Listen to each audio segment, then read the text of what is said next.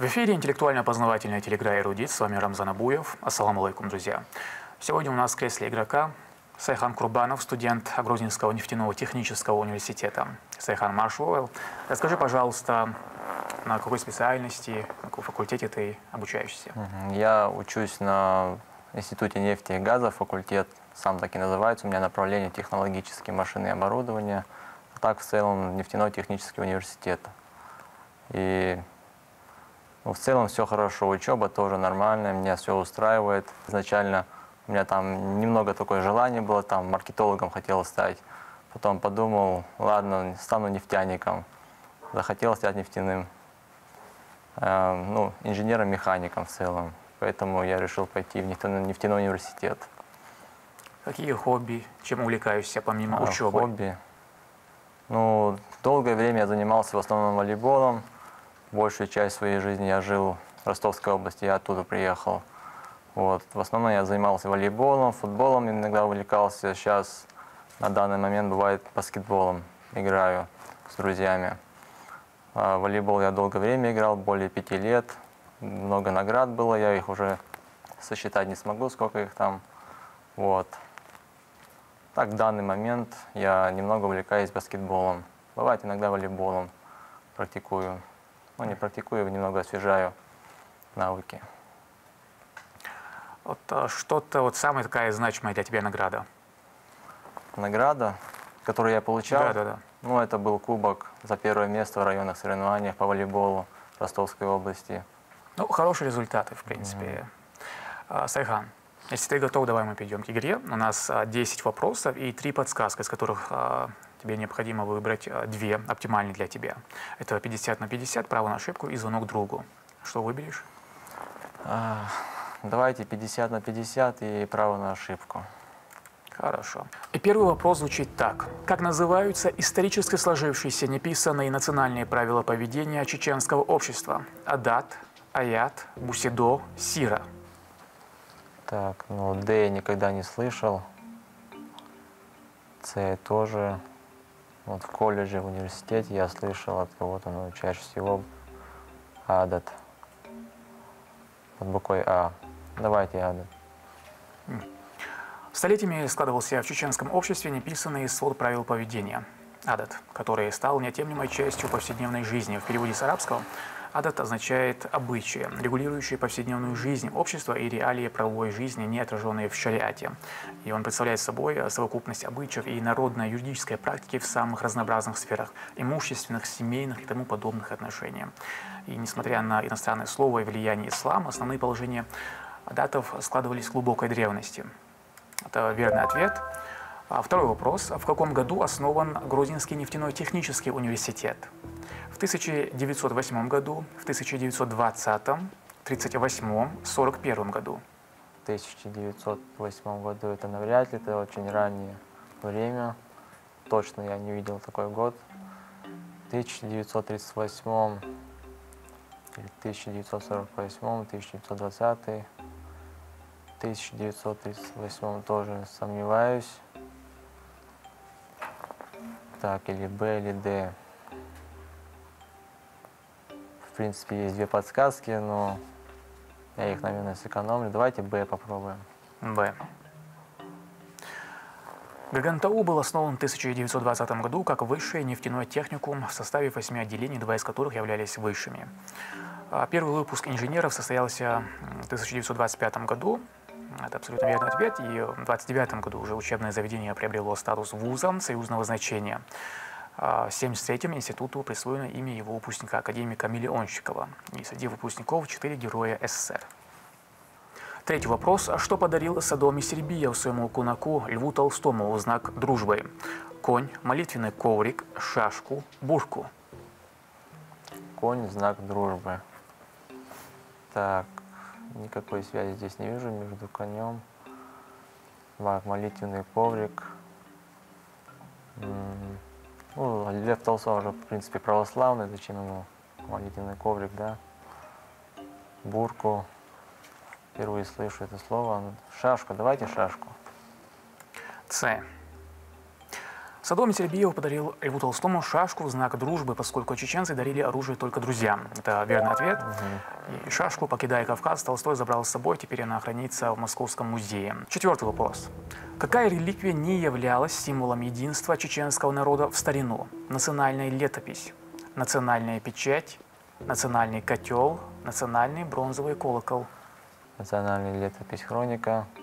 Ну, она, скорее всего, являлась. Национальная печать тоже, думаю, скорее всего, являлась. Но это точно.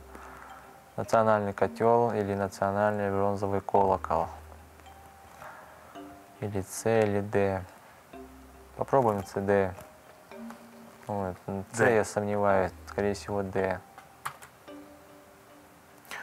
Все решения, которые принимал суд страны, Мехкел, носились в национальную летопись. В ней же фиксировались и наиболее важные события в жизни народа. Достоверность внесенных сведений подтверждалась с помощью национальной печати. Оба этих предмета считались настоящими реликвиями и означали народное единство. А третьим его символом был национальный котел. И твой ответ абсолютно верный, поскольку национального бронзового колокола не было. Пятый вопрос. Какой город нашей республики старейший из ниже перечисленных? Курчалой, Аргун, Шали, Урус-Мартан. Так, Курчалой, Аргун, Шали, Урус-Мартан. Ну вот, у меня много знакомых с Урус-Мартан, но я никогда не слышал, чтобы они называли свой город самым старейшим. Шали, Курчалой, Аргун. Курчалой, Аргун, Шали. Шали давайте. Но у тебя есть две подсказки. Две подсказки. Это сейчас на каком вопросе? Пятый. Пятый. Хочется шестой услышать. Право на ошибку можешь использовать. Право на ошибку, и твой ответ С. Шали. Шали. Ответ неверный. Верный ответ Аргун. В 1819 году южнее слияния рек Аргун и Сунжа было образовано селение Устрада, которое к середине XIX века уже насчитывало 490 дворов. В 1944 году в связи с выселением чеченцев и упразднением Чечено-Ингушской АСР населенный пункт был переименован в село Колхозное. В 1962 году селение Шалинского района отнесено к категории рабочих поселков с присвоением наименования рабочий поселок Аргун. В 1967-м населенный пункт получил статус города в составе Шалинского района ЧССР, и уже в 1990 году город Аргун был выделен из состава Шалинского района с присвоением ему статуса города республиканского подчинения.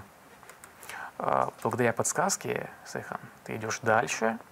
Повезло. Шестой вопрос. Когда чеченцы праздновали Новый год в старину? 1 января, 15 февраля, 1 апреля, 25 декабря. 1 января, 1 апреля, 15 февраля или 25 декабря. В старину, когда чеченцы праздновали Новый год. 15 февраля, 1 апреля, навряд ли 1 апреля, очень поздняя какая-то дата. 25 декабря, вероятно, вот это может быть 1 января, 15 февраля.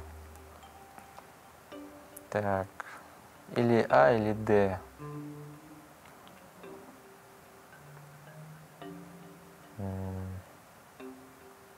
Д, скорее всего. Д. Думаю, да. Новый год чеченцы отмечали 25 декабря. Это верный ответ. В праздник очаг топили целым стволом дерева. Его рубили через 2 дня после того, как зажигали ритуальный общественный костер в связи с наступлением Нового года. В дом дерева вносили и укладывали кроны вперед, а его основание оставалось на улице. И время, когда ствол дерева сгорал настолько, что можно было закрыть дверь, считалось священным. И в этом доме собирались все соседи, праздновали Новый год, пели, танцевали, поздравляли друг друга. Скорее всего, именно 25 декабря оно отмечалось, поскольку где-то в этот период, в эти дни, день зимнего солнцестояния. Следующий вопрос. Кто из чеченских композиторов впервые соединил в единое целое классическую музыку и чеченскую народную? Умар Димаев, Рамзан Паскаев, Аднан Шахбулатов, Умар Бексултанов. Из 4 я часто слышал имя Умар Бексултанов. Рамзан Паскаев, возможно, где-то тоже слышал. Это все композиторы. Это я понял.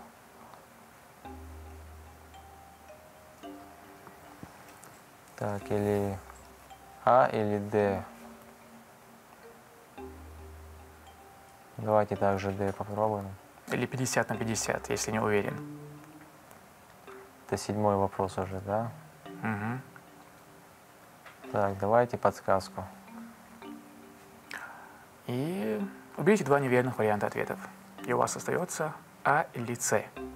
Так, или А, или С. У меня взгляд падает на С. Давайте С. Творчество Аднана Шамбулатова было новой вехой в развитии чеченской музыкальной культуры. Ему удалось соединить в единое целое европейские и чеченские музыкальные традиции, классические и народные мелодии, поднять чеченскую музыкальную культуру на новый профессиональный уровень. Это абсолютно верный ответ. Он придал новую европейскую форму чеченским мелодиям. И 8-й вопрос. Как звали первого коменданта крепости Грозная?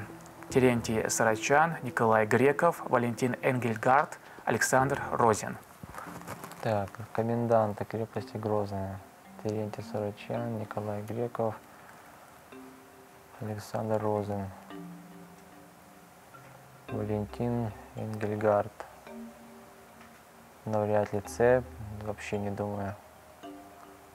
Терентий Сарачан, Николай Греков, Александр Розин.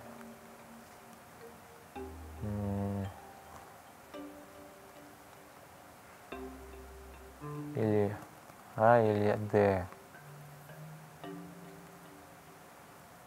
Давайте А. Ответ А. Это окончательный ответ? Да.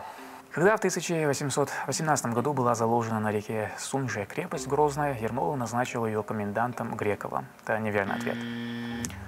11 марта 1822 года он был произведен в генерал-майора и назначен командиром 1-й бригады 22-й пехотной дивизии и начальником левого фланга Кавказской линии. 16 июля 1825 года Николай Греков был убит 2 ударами кинжала муллы Учар Хаджи. Не хочется говорить, что ты проиграл, поскольку это отличный результат дойти до 8-го вопроса, в условиях того, что ты большую часть своей жизни прожил вне Чеченской Республики. Да. Ну, в целом мне понравилось, в принципе. Узнал много чего нового про чеченскую литературу, историю, композиторов. В целом все хорошо, мне понравилось. Хоть я и проиграл. Сайхан, я рад, что ты принял приглашение, пришел. Горд, что ты дошел до 8-го вопроса.